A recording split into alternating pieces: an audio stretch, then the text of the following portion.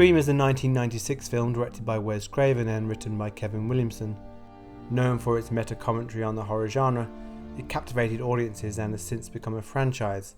Whilst the film clearly has a lot to say on teen violence and the horror genre, I believe Scream could easily be classed as a coming-of-age film, an accelerated coming-of-age film. For Scream has some killer characters, pun intended, and shows us how easily a human being can lose their innocence. This is the fictional town of Woodsboro. There are adult characters, but this is a world of teenagers and young adults, unsupervised, trying to survive, literally, and trying to thrive. Teenagers like to have their fun. They like to drink, have sex, and be their own person, because at this age we are trying to cut the last remaining puppet strings of parenthood that hold us up. These are characters in the early stages of learning about sex. Some are discovering it earlier than others, some are hesitant. It means so much more at this age. Sex is also a mystery, much like the whodunit aspect of the film. It's something important, one's virginity a part of their identity, and giving it away can feel as bad as giving away your life to a slashing killer. As young adults, we are both excited and terrified by our mysterious future. Our parents no longer infallible, our own generation feeling smarter than previous ones, the feeling that no one understands. Young adults can feel like they discovered sex, like they're on top of things, their parents has-beens or never weres. They're on the cusp of something, savvy, unstoppable. When Billy's mother leaves him, he feels abandoned and vengeful. Who would be a great foil for such vengeance? Enter the protagonist. Nice try, Randy. Tell Tatum to hurry up, okay? Bye now. If you hang up on me, you'll die just like your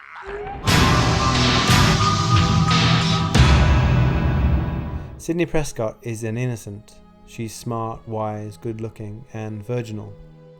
She's thrust into this world of vengeance and bloodlust for simply being related to someone with transgressions. She carries the torch of decency and is a symbol of innocence, not just because of her virginal state, but because she had no reason to be a victim in the first place. But Sidney's past is something that she carries around like luggage. It goes beyond her mother's death, which happened a year before the film begins. Sidney's heavy luggage begins with her mother's lifestyle. This is a woman very much unlike Sidney, a woman having affairs and living the life of a free-to-do-as-she-likes teenager well into her adult life. It is something that can cause much embarrassment, especially in a small town like Woodsboro. We did your mom a favor, Sid. That woman was a slutbag whore who flashed her shit all over town like she was Sharon Stone or something. Yeah, we put her out of her misery, because let's face it, Sidney, your mother was no Sharon Stone. Her mother's death, a gruesome murder at that, would drastically accelerate Sidney into adulthood. Her expected path changed. Now she's deliberately different than her mother, and perhaps stronger for it. Perhaps forced into acting like an adult much sooner than she really wanted to. Now she is smart, wise, good-looking, and mature in ways that could only outdo someone without that level of maturity.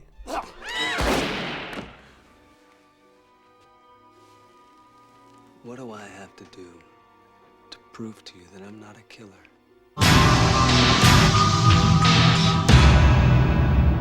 Billy could easily have had an accelerated adulthood just like Sidney.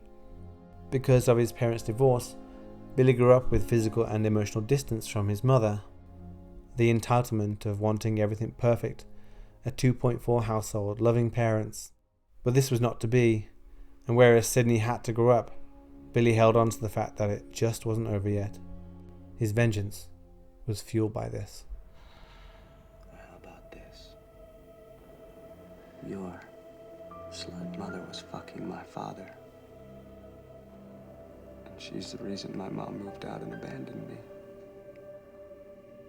This is someone without the emotional maturity of Sidney, who can't see that the responsibility of his father's transgressions lie within his own family.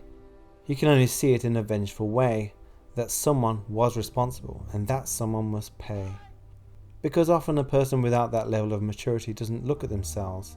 They simply see a snake and want to cut its head off. Their violence, seen as a means to an end, their own justice. Or perhaps they were just too young to have even thought about it. And because Billy enjoyed it so much, he's going to do it again, whilst also becoming the first person to take Sydney's virginity, which was perhaps the biggest mistake of her life. Better leave her alone. Leave her alone.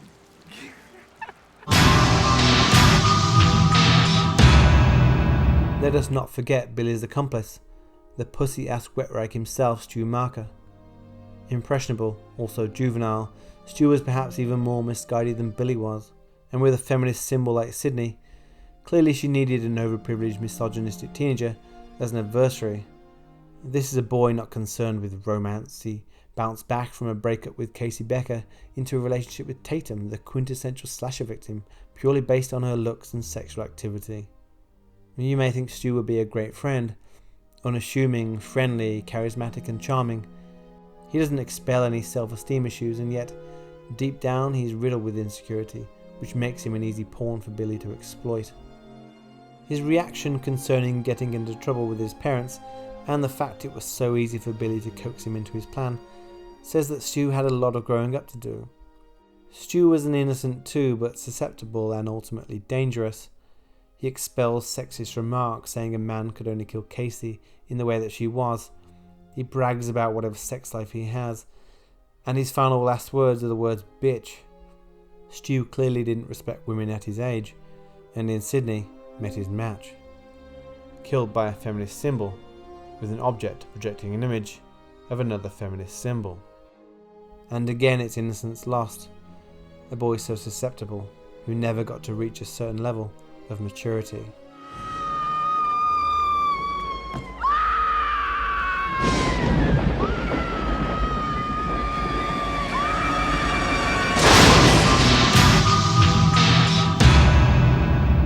Reality combats fantasy. Billy's scheme, his plan well thought out, planned to a T, and Stu his sidekick doing as he's told. It's like internet criticism in some ways, the ability to be incognito and critique somebody, whereas here you can call someone up anonymously, use a voice changer, and even wear a mask and outfit to hide who you really are.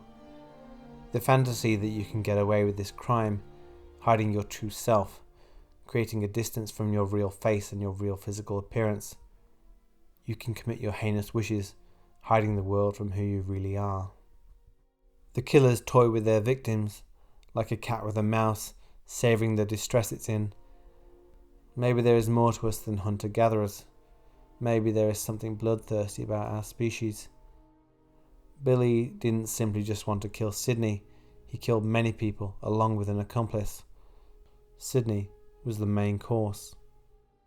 It feels like the killers are in complete control until the last few minutes. The whole movie, their movie, goes completely to plan. Nothing goes wrong. Even Billy getting arrested was part of it. The killers get their way, they get super confident, and then at the near end they learn the truth. They aren't smarter than our hero. Jesus Christ, you don't know the rules? Have an aneurysm, why don't you? There are certain rules that one must abide by in order to successfully survive a horror movie. Slasher movies traditionally treat their characters like fodder. The teenagers are ridiculously stupid. They're not acting smarter than anyone else. Laurie Strode is an adult in many ways. She seems like the exception, which is why she survives just like Sydney. It's growing up that made them live. The people who lose are the ones doing drugs or having sex, because those are situations that make people vulnerable. Vulnerability is the strongest of emotions in horror. The state of being asleep in A Nightmare on Elm Street, or being naked in the famous Psycho shower scene. Alcohol, drugs and sex can make us all vulnerable targets, and that can so easily be exploited in horror. Sydney, it would appear to be your turn.